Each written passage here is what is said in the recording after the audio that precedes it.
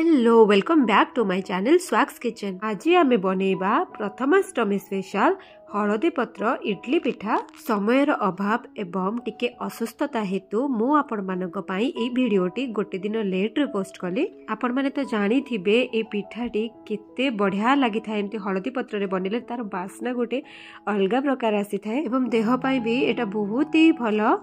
तो आपण माने प्रथमाष्टमी रे ए पिठा बने की खाइचंती कि नाई मते कमेंट रे निहाती जणेबे। तो आउ डेरी न करी चलंतु फटाफट स्टार्ट करिबा आजिरो रेसिपी। तो पिठाटी परफेक्ट बनिबा पई आमे जे कोनोसी गोटे माप को नबा, माने गोटे ग्लास हो किबा गोटे बाउल हो। तो मु एठी ए ग्लास रे मापी के आपण मानको एठी देखैबी। तो प्रथमे आमे गोटे ग्लास बिरी नै जिबा। पिठाटी को आउ टिके सॉफ्ट एवं स्पंजी करबा पई मु एठी मोर मुठा रे आउ 2 मिठा एक्स्ट्रा बिरी को नै जाउछि एवं ताकू गोटे बड़ बाउल रे नेकी भल्ल भाबे 3 रु 4 थर धोई नबा। देन बिरी रो डबल अमाउंट पानी देकी आकु बतुरीबा पई छाडी नबा। बिरी वंस बतुरी गला परे आमे से बिरी को धोई बानी तार सेही पानी रे ही आमे तार बाटण बनेइबा। तो सेथि लागि मु आगरु याकु भल्ल भाबे धोई नेछि। एबे आमे सेम ग्लास रे 2 ग्लास अरुआ चाउल नै जिबा एवं चाउल को भी 4 रु 5 थर भल्ल भाबे धुआ धुई करी कि आमे 2 ग्लास पानी याकु बतुरीबा पई देई नबा। पिठो भल भाबे फर्मेंटेशन हेबा पई मु एठी गोटे चमच मेथी को नै जाईछि। तो आपण माने मेथी को बिरी सहित ही बतुरई नेबे। एबे आमे बिरी चाउल को 2 घंटा पई रेस्ट दे नबा। तो मु एठी गोटे प्लेट रे ताको कवर करि नेछि। समय एठी हमर हेई सारिछि। मु एठी गोटे बड़ बाउल ऊपर गोटे स्ट्रेनर रखि कि बतुरई रखितिबा चाउल को एठी टिके छाणी नोजे एवं तार एक्स्ट्रा पानी को आमे काढी नबा। 5 मिनिट एमती स्ट्रेनर को एपट सेपट कला परे एक्स्ट्रा पानी सब बाहरी जिवो एवं मु एठी गोटे मोटा टावल ऊपरे ए चाउल को सुखै नोछि। को आमे आधा घंटा पई फैन तळे छाडी नबा। हाँ एठी गोटे जिंस ध्यान दियंतु, चाउल को बिल्कुल भी खरा रे सुखैबेनी। चाउल रो पानी टिके सुखि आसीबा परे आमे अल्प अल्प ग्राइंडिंग जार रे नेकी ताको टिके चूना करि नबा।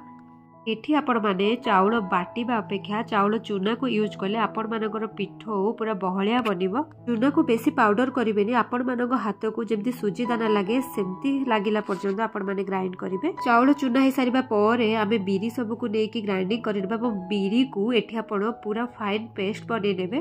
पानी रो क्वांटिटी बिरी रो के ऊपर लेवल पर्यंत ही देबे, बेसी देबेनी नहीं तो पिठो पानिया हे जिवो। ई पिठाटी रे पिठोर कंसिस्टेंसी आपण मानको पूरा परफेक्ट रखिबा को पड़िबो, नाही तो हळदी पत्र रे पकेला माने सेटा बोही जिबार संभावना थाए। बिरी बटा एठी हमर रेडी हे सारिछि। एबे हमें हाथ सहायता रे आको क्लॉकवाइज डायरेक्शन रे एमती टिके टिके घुरे नबा। 1 रु 2 मिनिट एमती टिके घुरे नेबे। वर्तमान हमें बने रखितिबा चूना को आस्ते आस्ते करके एथिरे पके नबा। मु एठी सबु चूना को एका थरे न पकेकी ताको 2 थरे रे पकेकी मिसेइछि। तो हाथ रे आमे चूना को बिरी सहित एमती टिके टिके चकटी चकटी की मिसेइ नबा। आपण माने जदि किछि स्पाचुला यूज करती ताले एटा बिल्कुल भी भलो रे मिसिबनी। आको हाथ रे ही मिसेइबा को पड़िबो। जेतु शीत दिन चलीछि तो बैटर फर्मेंटेशन हबारे टिके लेट हे थाए, सेथि पई मु एठी आगरो लूण पकेइ देछि। आपण माने तो जानि थिबे कोरापुट रे बहुत ठंडा, तो जे कोनोसी बैटर फर्मेंटेशन हबा पई बहुत टाइम नै थाए। जेहेतु मुझे राति रे बनौथिली एवं सकाळे मते पिठा बनैबार थिला, सेथि लागि मु लूण पकेकी हाथ रे ताको एमती मिसेइ नेथिली। बैटर एठी हमरा रेडी हे सारिछि। एबे आमे ताको गोटे प्लेट घोड़े की ताको ओवरनाइट छाडी नबा। तो वर्तमान आमे नडिया पुरर प्रस्तुति करि नबा। तो गैस ऊपर एठी गोटे कढ़ई बसेकी मु सेतिरे गोटे चमच देसी गुआ घियो नै जाइछि एवं एठी गोटे बड़ नडिया को मु एमती ग्राइंडिंग जार रे ग्राइंड करि देइथिली। आपण माने चाहिले कोरिकी भी नै परिबे। नडिया कोरा को घियो सहित आमे एठी टिके भलो भाबे मिसेइ नबा एवं 3 बड़ चामच एठी बु गुड़ नै जाइछि। आपण माने चाहिले चीनी रो यूज भी करि परिबे, हेले एई पिठा रे गुड़ दिया नडिया पुरर लुक बहुत बढ़िया आसीबा सहित तार टेस्ट भी बहुत भलो लागि। नडिया पुर को आउ टिके टेस्टी बनेबा पई मु एठी गोटे मसला रो यूज करछि। गोटे चमच पान मधुरी, गोटे छोट खंड अदा, 3-4टा अळेइच एवं 7-8टा गोलमरिच को आमे छेची कि ता ऊपर पकेइ नबा, भलो भाबे मिसेइ नबा। मु आधा लीटर खीर को छिंडे की ताको छेना करि नेथिली। तो ए छेना को आमे एठी गुंड करी कि पकेइ नबा।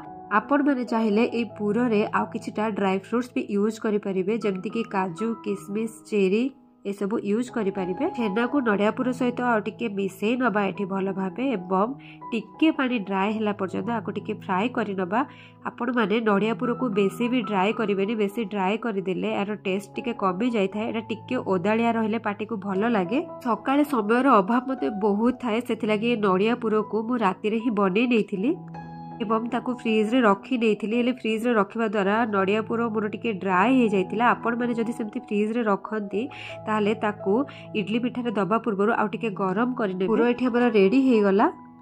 पिठो को मु राति 10टार बाटी थी एवं एटा दिन 8टा समय होती। तो देखो मोर पिठो एतिकी ही फर्मेंट होती आउ किछि समय रखी थी आउ टिके फर्मेंट होता जेहेतु ये बेसी शीत पड़ुछि मुझे आगुरी कही सारी से टिके टाइम दिए फर्मेंट पाई। चलतु एवं आम हलदी पत्र को काटी कुटी कर सफा कर नबा। तो प्रथम गोटे कैंची साहाय्य हलदी पत्र दुई पाख को एमती टिके टिके काटी नबा।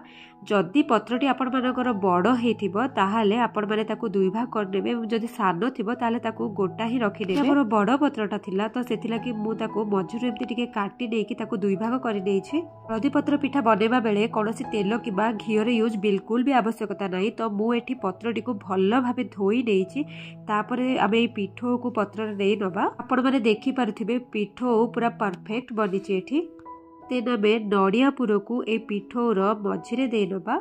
पिठा पाई टिके अधिक पुर ही यूज करा जाए। नड़िया पुर को मु पिठो ऊपर आउ टिके आंगुठी रे प्रेस करिकी ताकू एमती फोल्ड करि देली एवं पिठो सह पत्रटीर दुई पाख को आमे एमती टिके टिके चापी नबा हाथ रे।